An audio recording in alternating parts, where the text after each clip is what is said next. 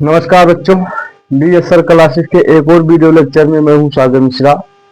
इस वीडियो के माध्यम से हम केमिस्ट्री क्लास 12 विलेन चैप्टर का एक इम्पोर्टेंट टॉपिक परासरण दाब या परासरण किसे कहते हैं या प्रतिपरासरण किसे कहते हैं बच्चों, इसे देखने वाले हैं हम।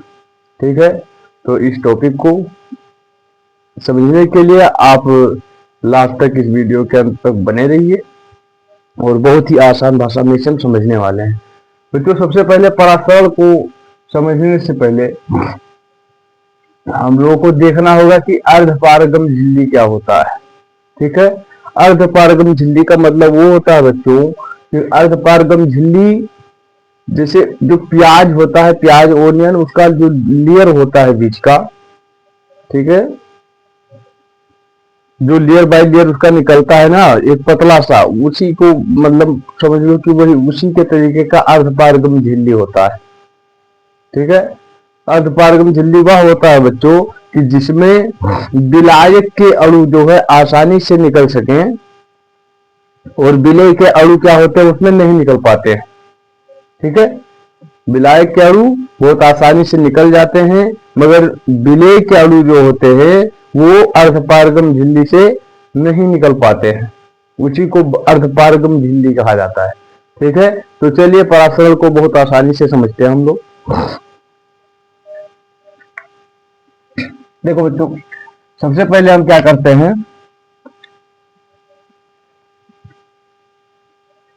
हम एक पात्र ले लेते हैं। पात्र क्या लेना है, सबसे पहले यही हम समझ लेते हैं कि अर्धपारगम झिल्ली क्या है। देखो बच्चों,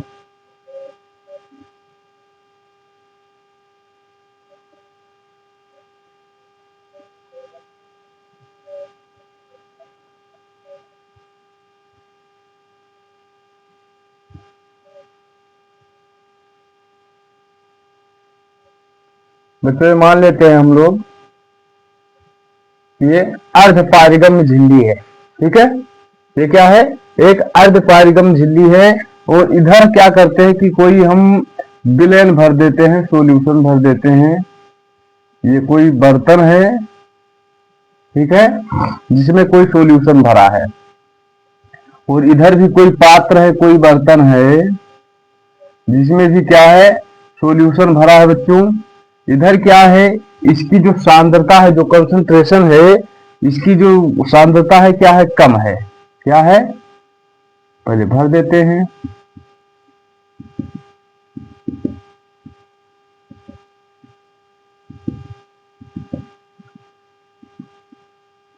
इसमें भी वही भरा है।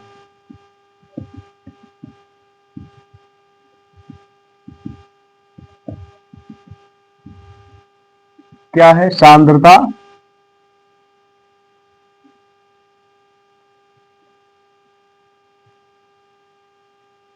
कम और इसकी जो सांद्रता है क्या है, अधिक।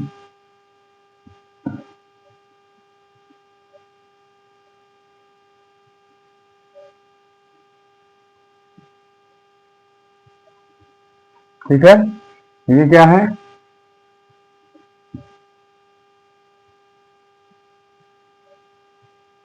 अर्धपारगम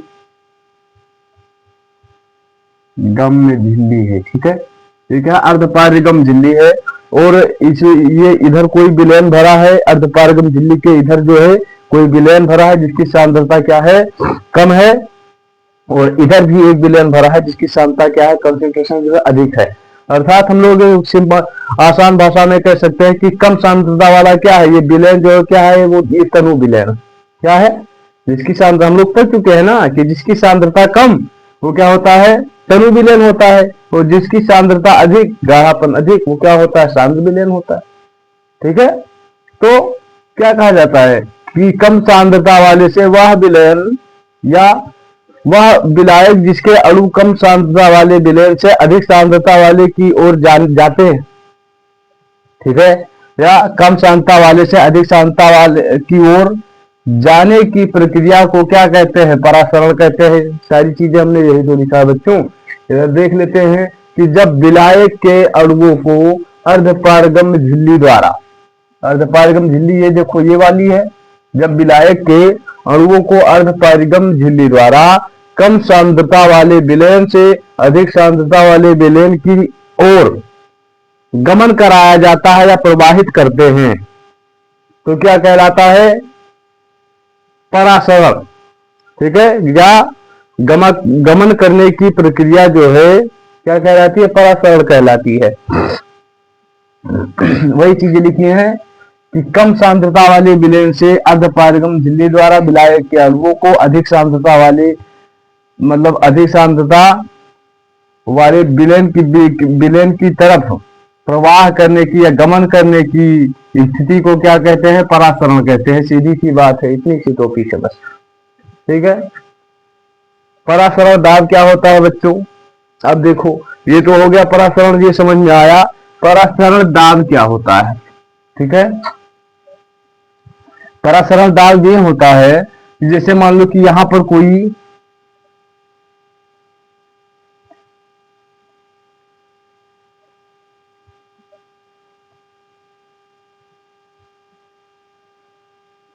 ये बच्चों अर्धपारगम्य झिल्ली है, सारी चीजें वही हैं। ठीक है, बहुत आसान वे में हम समझेंगे, लड़ना नहीं है आपको। और ये क्या है? दाब लगाया जाता है। क्या लगाया जाता है? अर्धपारगम्य झिल्ली के ऊपर जो है दाब लगाया जाता है। ठीक है, अभी समझो। और ये क्या होता है? इधर सांद्रता क्या है? सांद्रता कम, इधर क्या है? सांद्रता अधिक। ठीक है, तो परासरण दाब वह चीज है बच्चों कि परासरण दाब वह है कि अर्धपारगम झिल्ली पर बल लगाने से या दाब लगाने से क्या होता है? परासरण की क्रिया को रोक देता है। ठीक है, सीधा लिखा गया है कि विलयन पर लगाया गया वह न्यूनतम दाब जो परासरण की क्रिया को रोक दे। ठीक है, परासरण की क्रिया को रोक दे, परासरण दाब कहते हैं। अर्थात कहने का अर्थ यह है कि जब क्या होता है, विलयन जो है, सॉरी, जो विलायक के अणु है कम सांद्रता वाले विलयन से अधिक सांद्रता की तरफ जा रहे थे, तो उस पर क्या करते हैं? एक दाब लगा देते हैं, इसी झिल्ली पर एक दाब लगाते हैं जो क्या करता है?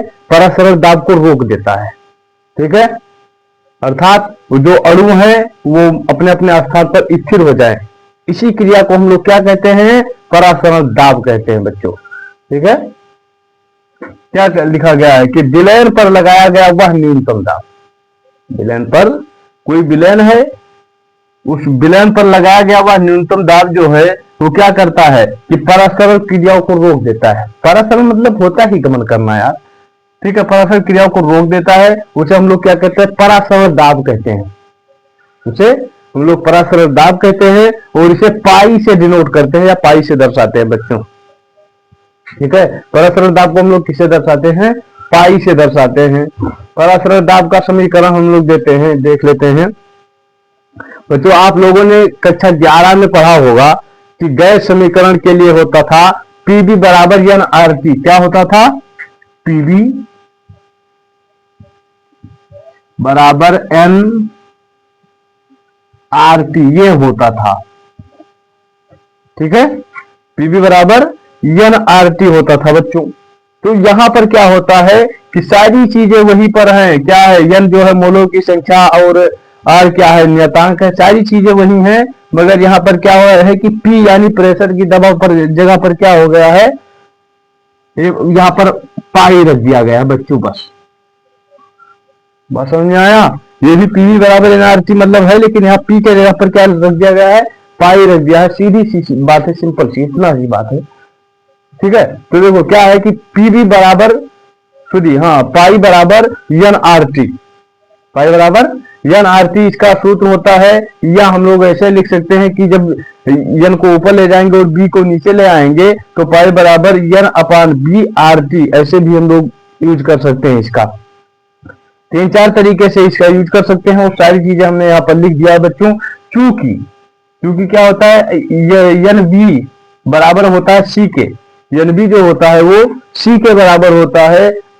अतः क्या हो जाएगा कि पाई बराबर सी आर टी हो जाएगा। क्यों? क्योंकि जो एन बी होता है वो भाई सी के बराबर हो जाएगा, तो पाई बराबर सी आर टी, या ये हो जाएगा पाई बराबर सी एस टी। अब जहां पर जरूरत पड़ेगी उस हिसाब से, जैसे मान लो कि कहीं सांद्रता वगैरह दिया है, न्यूमेरिकल ये बहुत टफ है बच्चों, ठीक है, यहां पर हम लिख देते हैं, मोस्ट इंपॉर्टेंट है ये, मोस्ट,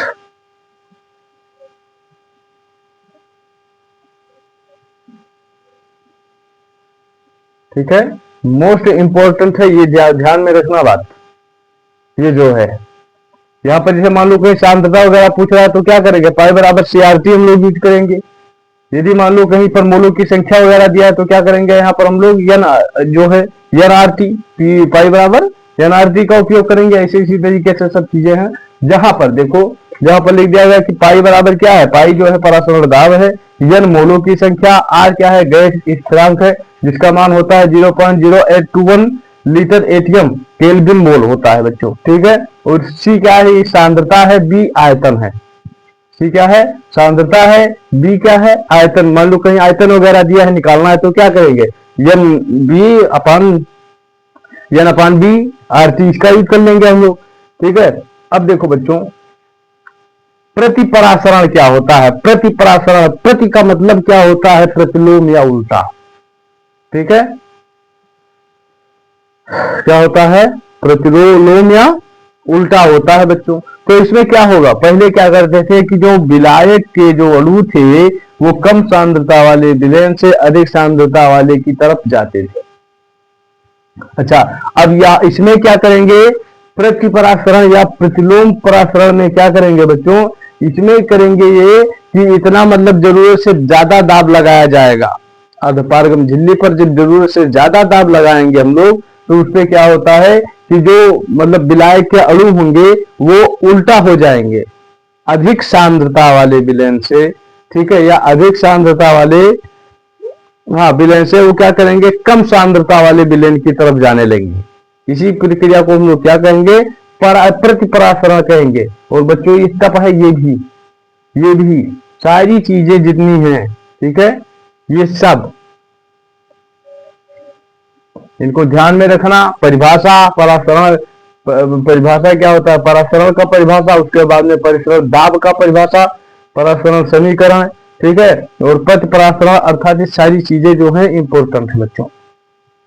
तो हमने क्या बताया कि किसी विलायक में, विलयन में क्या होता है कि जब जरूरत से ज्यादा दाब लगाया जाता है उस पर, तो उसमें क्या होता है कि जो विलायक के अणु होते हैं वो अधिक सांद्रता वाले विलयन से कम सांद्रता वाले की ओर जाने लगते हैं, ठीक है। और इस क्रिया को प्रतिपरासरण या प्रतिलोम परासरण कहते हैं, ठीक है। तो देख लेते हैं डेफिनेशन क्या है कि यदि विलयन पर परासरण दाब से अधिक दाब लगाया जाए, मैंने जो बताया कि जितनी मतलब उसकी आवश्यकता, जितनी कैपेसिटी है उससे अधिक दाब लगाया जाए, यदि लगाया जाए तो परासरण की दिशा बदल जाती है या बदलती है, अर्थात विलायक के अणु अधिक सांद्रता वाले विलयन से, ठीक है, कम सांद्रता वाले विलयन की तरफ जाने लगते हैं, जिस क्रिया को हम लोग कहते हैं प्रतिपरासरण या प्रतिलोम परासरण कहते हैं, ठीक है। अर्थात परासरण क्या है बच्चों, जो मतलब पानी होता है प्लांट यानी पौधों की जड़ों में जाता है, ओवरऑल यदि बातें करें हम लोग तो क्या होता है, जो पानी मतलब प्लांट यानी पौधों की जड़ों में, रूट में जो जाता है वो क्या होता है, परासरण दाब के द्वारा ही जाता है बच्चों, ठीक है। हमारे जो हमारा हार्ट काम कर रहा है, जो हमारी मतलब ब्लड को पंप कर रहा है हमारा हार्ट, वो क्या करता है, परासरण दाब का ही मतलब नियम लागू होता है उसके, ठीक है। तो मुझे उम्मीद है कि ये टॉपिक आपको समझ में आया होगा, और यदि ये वीडियो अच्छा लगा हो तो इस वीडियो को बच्चों लाइक कीजिए, सब्सक्राइब कीजिए और शेयर कीजिए, ताकि हमें भी थोड़ा एनर्जी मिले। बच्चों आप लोग देखते तो हो मगर ना ही सब्सक्राइब करते हो और ना ही लाइक करते हो कोई भी, ठीक है। और अपने दोस्तों को शेयर करो ताकि ऐसा ही वीडियो आपको मिलता रहे और आपका भी मतलब हेल्प हो जाए, आपके दोस्तों का भी हेल्प हो जाए बच्चों, ठीक है। हो सकता है कि आज क्या है 23 अप्रैल है और 23 अप्रैल को मतलब 25-26 वाले बच्चों जिन्होंने एग्जाम दिया था उनका ये रिजल्ट भी शायद आ जाए आज 4 बजे तक। तो मिलते हैं किसी और ऐसे शानदार टॉपिक के साथ। लव यू, बाय बाय, जय हिंद, वंदे मातरम।